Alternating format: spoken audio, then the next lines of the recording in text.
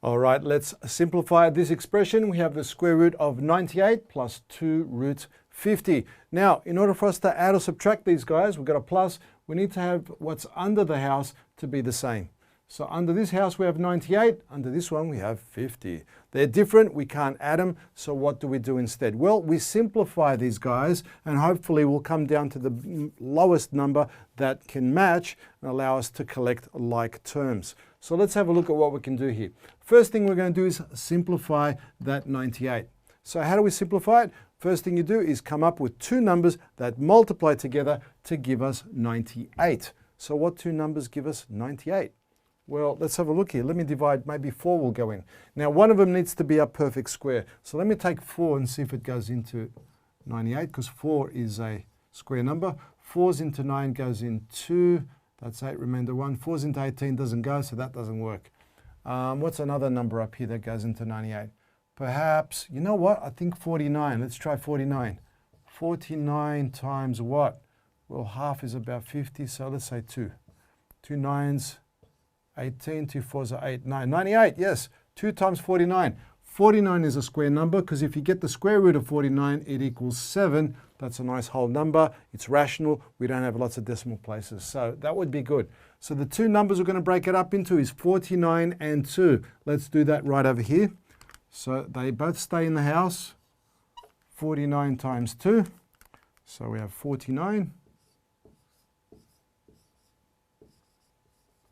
And 2. Okay, 49 times 2 is 98. Now, the good news is this guy here is, as I said earlier, a perfect square. So the square root of 49 is 7. So let's replace that with a 7. So it's 7. Bring down the root 2. Root 2. 7 root 2. So that's simplified to 7 root 2. Let's do the same on the other side. Let's simplify the root 50. So let me write down here root 50. So what two numbers multiply to give us 50? And one of them is a perfect square. All right, what will it be? Well, 25 goes into 50 two times, and 25 happens to be a perfect square. So let's do that. So it's going to be square root times square root of 25. 25 times 2. 25 times, let's put the multiplication sign there. 25 times 2 is 50. So these two guys separated in separate houses is the same. It's equivalent. So let's change that 25 into the square root, which is just 5. So that means we're going to have 5 root 2. So we can replace root 50 with 5 root 2. So let's go ahead and do that. 5 root 2 right here. So that'll be 5 root 2. Now we have one more piece that we need to work with, and in front of the root 50 we have a 2, so we drag and drop that 2 down there. So it becomes, let's bring that plus down here too. There's the plus, drag and drop it down there. We've got a 2 here, so I'm going to use red here.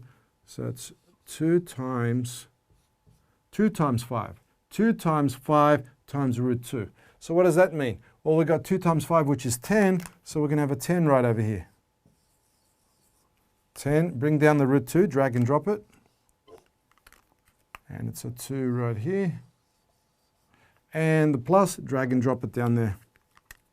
So we have simplified these two guys. Root 98 is 7 root 2, and 2 root 50 is 10 root 2. That's equivalent. So now, can we add them together? Well, what's under the house is the same for both, so yes, we can. Root 2 and root 2, that means we have similar or like surds, or similar or like radicals. So let's add them together.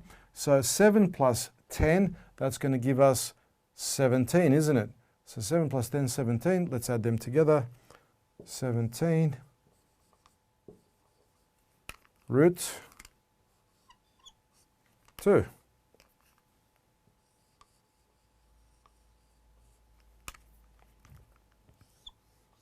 So simplifying this expression, root 98 plus 2 root 50 is 17 root 2.